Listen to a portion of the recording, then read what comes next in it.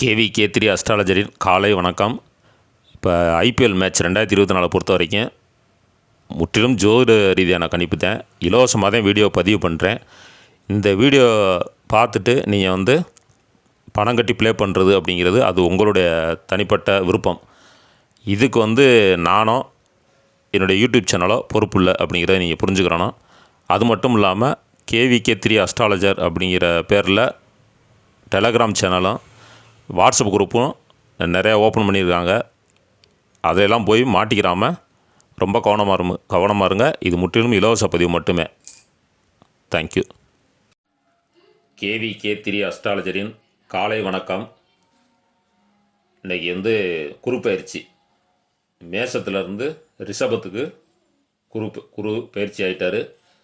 இப்போத்தான் கோயிலுக்கு போய்ட்டு வந்தேன்.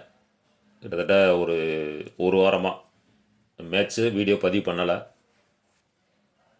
காத்திருந்த நண்பர்கள் அனைவருக்கும் என்னுடைய நன்றியை தெரிவிச்சுக்கிறேன்.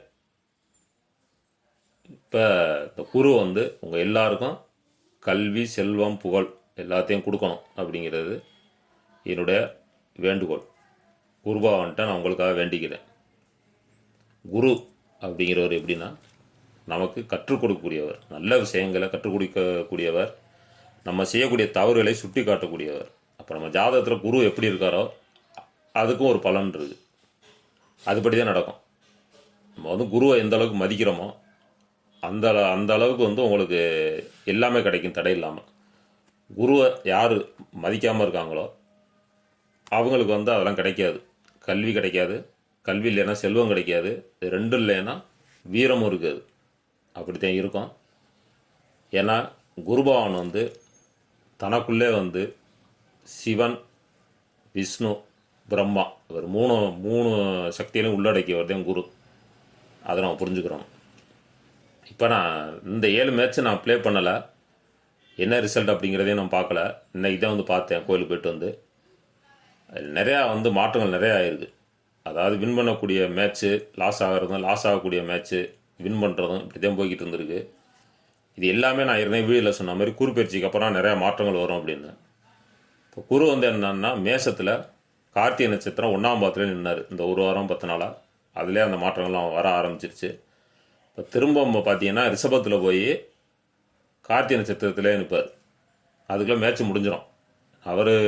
அவர் எப்படின்னு ஒரு 3 மாதம் அங்கே தான் இருப்பார். அதுக்குள்ளே அஸ்தமனம் வேறு ஆயிடுவார். இப்படி மாற்றங்கள்லாம் இருக்குது. இந்த மேட்ச் முடிகிறதுக்குள்ள, அதாவது ஐபிஎல் சீசன் முடிகிறதுக்குள்ள சொல்கிறேன். இப்போ நம்ம குருவை நம்ம எடுத்து தான் ஆகணும். ஏன்னா குருவுடைய வீட்டில் போய் செவ்வாய் உட்காந்துருக்கார். ஸ்போர்ட்ஸ் அப்படின்னு எடுத்துக்கிட்டோம்னாலே செவ்வாய் வலுவாக இருந்தால் மட்டும்தான் ஸ்போர்ட்ஸ் சம்மந்தமான நிறையா ஜாதகத்தில் பார்த்தீங்கன்னா செவ்வாயும் ராகும் யார் யாருக்கெல்லாம் வலுவாக இருக்கோ அவங்க பூரா ஸ்போர்ட்ஸில் வின் பண்ணிக்கிட்டே இருப்பாங்க.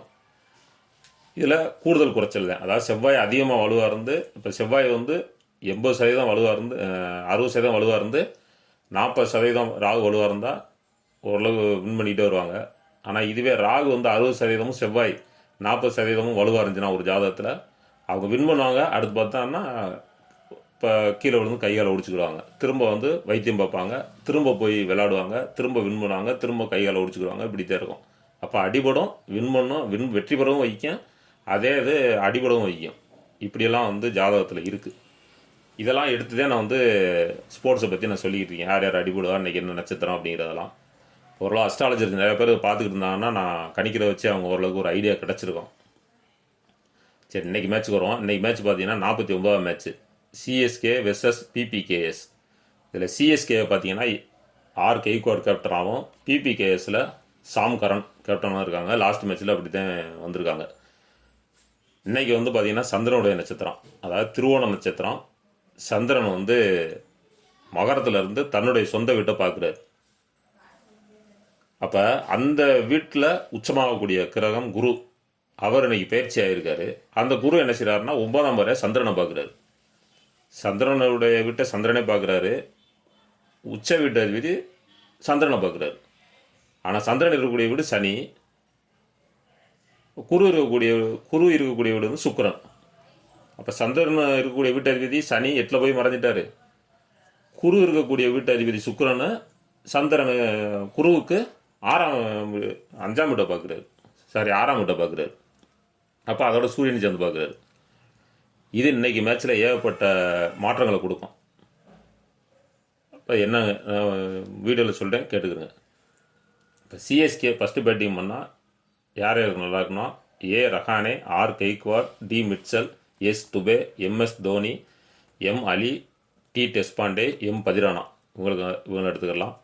பிபிகேஸ் ஃபீல்டிங் பண்ணால் P Singh, S Singh, S Curran, J Sharma, A Sharma, H Patel, A Singh, இவங்களை எடுத்துக்கலாம். இப்போ அதுக்கு முன்னாடி யார் எந்த அணி வின் பண்ண போகுது அப்படின்னா, ஃபஸ்ட்டு பேட்டிங் பண்ணுற டீமுங்க தான் வின் பண்ணிடும். இப்போ டாஸ் போட்டோன்னே 7:30 மணிக்கு சிஎஸ்கே ஃபஸ்ட்டு பேட்டிங் பண்ணால் சிஎஸ்கே வின் பண்ணிடும். ஒருவேளை பிபிகேஎஸ் ஃபஸ்ட்டு பேட்டிங் பண்ணால் பிபிகேஎஸ் வின் பண்ணிடும். அப்படித்தான் இருக்குது இன்றைக்கி மேட்ச்சு. இன்னொன்று என்ன அப்படின்னா, இன்றைக்கி மழை வர்றதுக்கான வாய்ப்புகள் இருக்கலாம். ஒரு மேட்ச் நடந்துக்கிட்டு இருக்கும்போது கூட இடையில ஒரு அரை மணி நேரம் மழை வந்தால் தாமதமாக கூட ஆரம்பிக்கிற மாதிரி இருக்கும். அப்படி தான் இன்றைக்கி இருக்குது. ஏன்னா இங்கே கிரகங்களுடைய சேர்க்கை அப்படி தான் இருக்குது. மழைப்பொழிவு இடையில மழையினால் கொஞ்ச நேரமாவது ஒரு 15 நிமிஷமாவது பிரேக்கப் ஆகிறதுக்கான வாய்ப்புகள் இருக்குது இன்றைக்கி மேட்சை பொறுத்த வரைக்கும். இப்போ எந்த அணி வின் பண்ணும் அப்படின்னு சொல்லியாச்சு.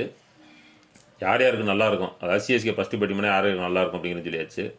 இப்போ பிபிகேஎஸ் ஃபஸ்ட்டு பேட்டிங் பண்ணால் யார் யாருக்கு நல்லாயிருக்கும்னா, P Singh, J Bairstow, S Singh, S Curran, J Sharma, A Sharma, H Brar, K Rabada, A Singh, இவங்களை எடுத்துக்கலாம். சிஎஸ்கே ஃபீல்டிங் பண்ணும்போது ஃபஸ்ட்டு இறங்கக்கூடிய பேட்ஸ்மேன், அதாவது ஆர்டர் படி நான் சொல்கிறேன், ஏன்னா லைனப் மாற்றுறதுக்கு வாய்ப்பு இருக்கும். ஏன்னா சிஎஸ்கே பொறுத்த வரைக்கும் ஃபஸ்ட்டு பேட்டிங் பண்ணால் ஏற்கனவே சொன்னால் லைனப்லேயும் விடுறாங்க.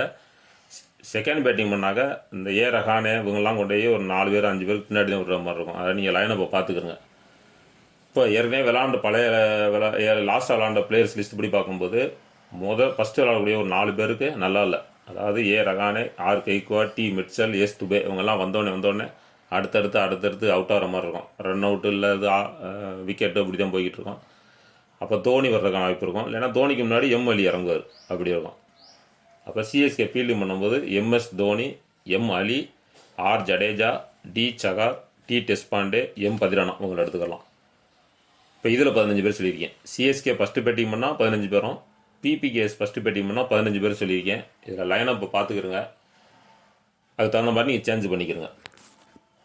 இப்போ பிபிகேஎஸ் சிஎஸ்கேயில் வந்து பெஸ்ட் பிளேயர்ஸ் யாருன்னா, MS Dhoni, M Ali, T Deshpande, M Pathirana, இவங்களை எடுத்துக்கலாம்.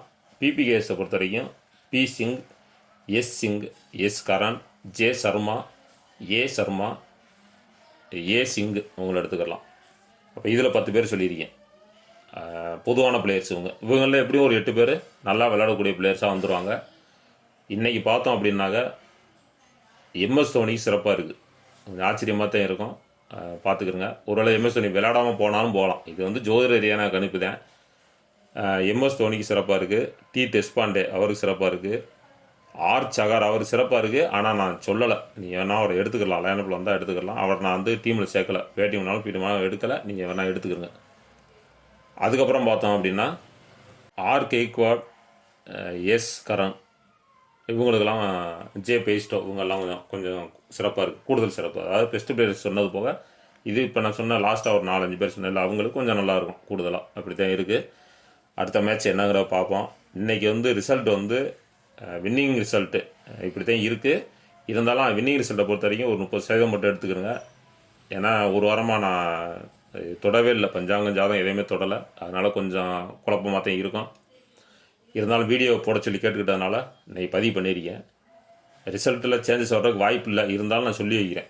அதனால தான் ஒரு 30% எடுத்துங்க. பிளேயர்ஸை பொறுத்த வரைக்கும் ஒன்றும் பிரச்சனை இல்லை. எப்படி இருந்தாலும் 8-9 பேர் வந்துடுவாங்க.